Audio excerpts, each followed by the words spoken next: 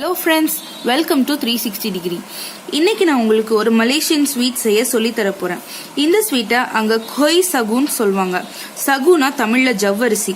S friends, ஜவ்வரிசி வச்சு தான் இந்த ஸ்வீட் செய்ய போறோம். வாங்க வீடியோக்குள்ள போலாம். இதுக்கு தேவையான பொருட்கள் என்னன்னா, ஒரு கப் ஜவ்வரிசி, இது 250 கிராம்ஸ் இருக்கும். ஒரு கப் ஜவ்வரிசிக்கு 3/4 கப் சர்க்கரை தேவைப்படும். அதுக்கப்புறம் டெக்கரேஷனுக்கு தேங்காய் துருவி வச்சுக்கோங்க. ஜவ்வரிசியை நல்லா வாஷ் பண்ணிட்டு 10 மினிட்ஸ் தண்ணியில ஊற வச்சுக்கலாம். சில ஜவ்வரிசி சீக்கிரமா ஊறாது, அது கொஞ்சம் ஊறுற வரைக்கும் நல்லா ஊற வச்சு எடுத்துக்கோங்க. இப்ப நான் ஜவ்வரிசியை நல்லா வாஷ் பண்ணி வச்சுட்டேன். இதை தண்ணி ஊத்தி ஊற வச்சுக்கலாம்.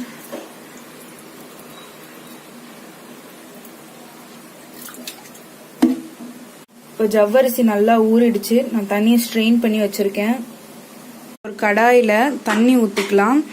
ஒரு கப் ஜவ்வரிசிக்கு 2.5 கப் தண்ணி தேவைப்படும்.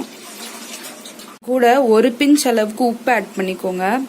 ஸ்வீட்ஸ் என்ன செஞ்சாலுமே அதுல ஒரு பிஞ்ச் உப்பு போட்டீங்கன்னா தான் அந்த ஸ்வீட்னஸ் அது நல்லா எடுத்து கொடுக்கும். இதனோட நான் கொஞ்சம் ஃபுட் கலர் சேர்த்துக்கிறேன். நல்லா மிக்ஸ் பண்ணி விட்டுக்கோங்க. ஃபுட் கலர் ஆப்ஷனல் தான். இப்போ தண்ணி நல்லா சூடாயிடுச்சு. இப்போ நம்ம வச்சிருக்க 3/4 கப் சுகரை இதில் சேர்த்துடலாம். இது நல்லா பாகு மாதிரி கொதிக்க வேண்டாம். இந்த சுகர் எல்லாமே கரைஞ்சிட்டாலே போதும்.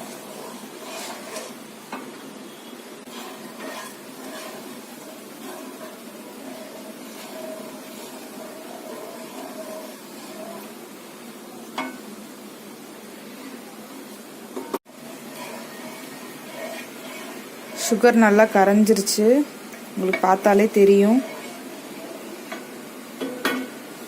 இந்த டைம்ல நம்ம ஊற வச்சு வச்சிருக்க ஜவ்வரிசியை உள்ள போட்டுடலாம்.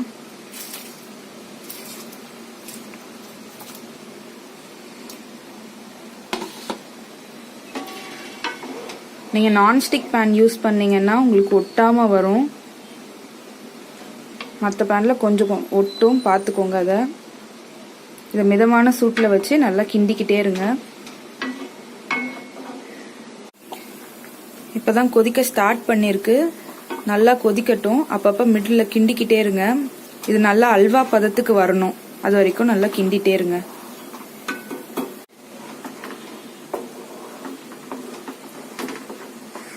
இது நல்லா அல்வா பதத்துக்கு வர ஆரம்பிச்சிருச்சு பாருங்க. உங்களுக்கு பார்த்தாலே தெரியும். இப்படி சின்ன சின்ன பாத்திரங்கள்ல நெய்யை கிரீஸ் பண்ணி வச்சிருக்கேன். உங்களுக்கும் எந்த ஷேப்ல வேணுமோ அதுல இந்த மாதிரி கிரீஸ் பண்ணி வச்சுக்கிட்டு நம்மளோடத உள்ள ஃபில் பண்ணலாம்.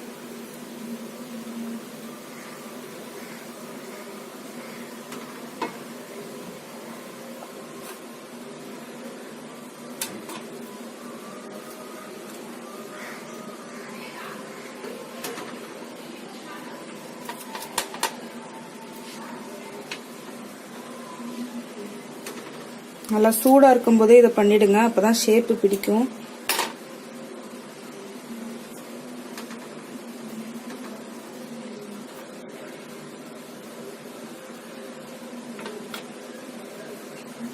இப்ப நான் இதை இட்லி பாத்திரத்துல வச்சிருக்கேன். உங்ககிட்ட ஸ்டீமர் இருந்ததுன்னா நீங்க ஸ்டீமர்லயும் வச்சுக்கலாம். ஒரு 10 to 15 மினிட்ஸ் இதை ஆவியில அவிச்சு ஆஃப் பண்ணிடலாம். இப்போ 15 மினிட்ஸ் ஆயிடுச்சு. நான் ஸ்டவ் ஆஃப் பண்ணிட்டேன். இப்போ அதை டச் பண்ணாதீங்க. ஒரு 30 மினிட்ஸ் நல்லாவே ஆறட்டும். ஜவ்வரிசி நல்லா ஆறட்டும். இந்த டைம்ல ஒரு பிஞ்ச் சால்ட் துருகின தேங்காயில போட்டு நல்லா மிக்ஸ் பண்ணிக்கோங்க. உங்களுக்கு சால்ட் ஆட் பண்ண வேண்டாம்னாலும் பரவாயில்ல, சால்ட் ஆட் பண்ணாமலே வச்சுக்கோங்க. நல்லா மிக்ஸ் பண்ணிக்கலாம்.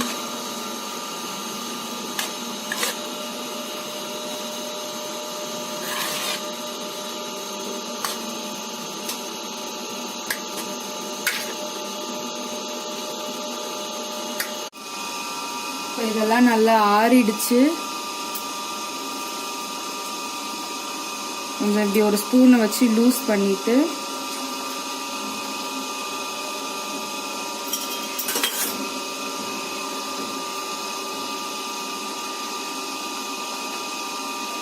தேங்காயில் ஒரு புரட்டு பெரட்டி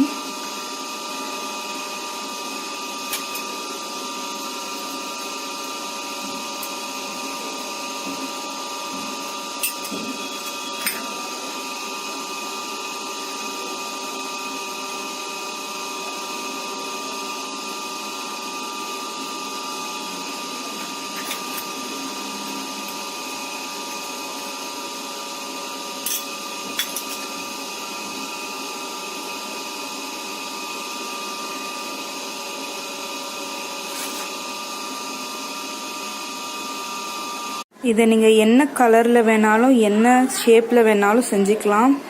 எவ்வளோ ஈஸி பார்த்தீங்களா? 3 பொருள் தான் யூஸ் பண்ணியிருக்கோம். ஜவ்வரிசி, சர்க்கரை, தேங்காய்.